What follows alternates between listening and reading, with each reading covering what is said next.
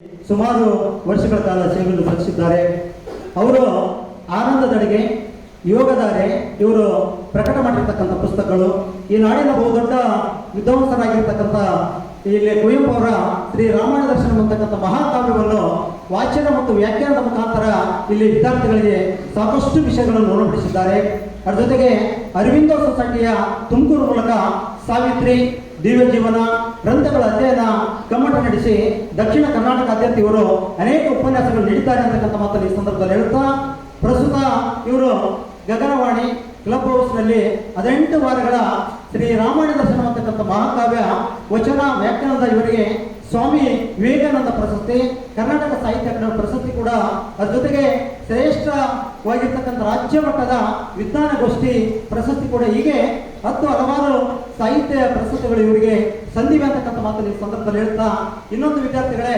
ಶ್ರೀ ರಾಮಾಯಣ ದರ್ಶನ ಅಂತಕ್ಕಂಥ ಮಹಾಕಾವ್ಯವನ್ನು ಕುವೆಂಪು ಅವರು ಬರೀತಕ್ಕಂಥ ಒಂದು ಸಂದರ್ಭದಲ್ಲಿ ಅವರಿಗೆ ಎಂಟ್ರಿ ಮಾಡಿದಂತೆ. ಆ ಎಂಟ್ರಿ ಮಾಡ್ತಕ್ಕಂಥ ಒಂದು ಸಂದರ್ಭದಲ್ಲಿ ಅವರು ಹೇಳಿದಂತೆ, ಇಲ್ಲ, ಈ ನಾಡಿನಾದ್ಯಂತ ಸುಮಾರು ಬಹಳಷ್ಟು ಜನ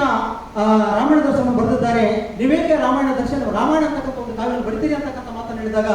ಅವ್ರು ಹೇಳಿದಂತೆ, ಇಲ್ಲಿಲ್ಲ, ನಾವು ಬರಿತಕ್ಕಂಥದ್ದು ರಾಮಾಯಣ ಅಲ್ಲ, ರಾಮಾಯಣ ದರ್ಶನ ಅಂತಕ್ಕಂಥ ಮಾತನ್ನು ಹೇಳಿದಾಗ ಅದರಲ್ಲಿ ಏನು ವಿಶೇಷ ಇದೆ ಅಂತಕ್ಕಂಥ ಮಾತನ್ನು ಕೇಳಿದಾಗ,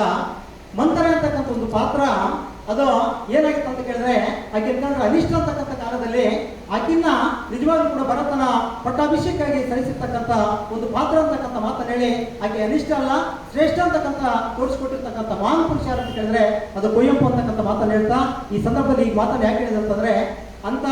ಕಾವ್ಯವನ್ನು ವಾಚನೆ ಮಾಡಬೇಕಾಗಿತ್ತಂದ್ರೆ, ವ್ಯಾಖ್ಯಾನ ಮಾಡಬೇಕಾಗಿತ್ತಂದ್ರೆ ಅದಕ್ಕೆ ಎಂಟದೇ ಬೇಕು ಅಂತಕ್ಕಂಥ ಮಾತನ್ನು ಈ ಸಂದರ್ಭದಲ್ಲಿ ಹೇಳಿ ಅವರಿಗೆ ಸನ್ಮಾನ ಮಾಡಬೇಕಂತ ಕಳಿಸಿ ಸನ್ಮಾನ್ಯ ಶ್ರೀ ಬಸವಂತರ ಕುಲಸರ್ ಅವರಲ್ಲಿ ವಿನಂತಿ ಮಾಡಿಕೊಡ್ತೇನೆ. ಅದ್ರ ಜೊತೆಗೆ ಇನ್ನೊಂದು ಏನಂತಂದ್ರೆ, ಕುವೆಂಪು ಅವರು ರಾಮಾಯಣ ದರ್ಶನ ಬರೀಬೇಕಾಗಿತ್ತಂದ್ರೆ ಸುಮಾರು 7 ವರ್ಷಗಳ ಕಾಲ ತೆಗೆದುಕೊಂಡರು. 1 ವರ್ಷ ಅಲ್ಲ, ಸುಮಾರು 7 ವರ್ಷಗಳ ಕಾಲ ತೆಗೆದುಕೊಂಡಿದ್ದಾರೆ. ಹಾಗಾದ್ರೆ 1 ವರ್ಷ 2 ವರ್ಷ ಮುಗಿತಕ್ಕಂಥ ಕೃತಿಯಲ್ಲ, ರಾಮಾಯಣ ದರ್ಶನ ಮಹಾಕಾವ್ಯ ಸುಮಾರು 7 ವರ್ಷಗಳ ಕಾಲ ಬರ್ತಕ್ಕಂಥ ಹೇಳಿದ್ರೆ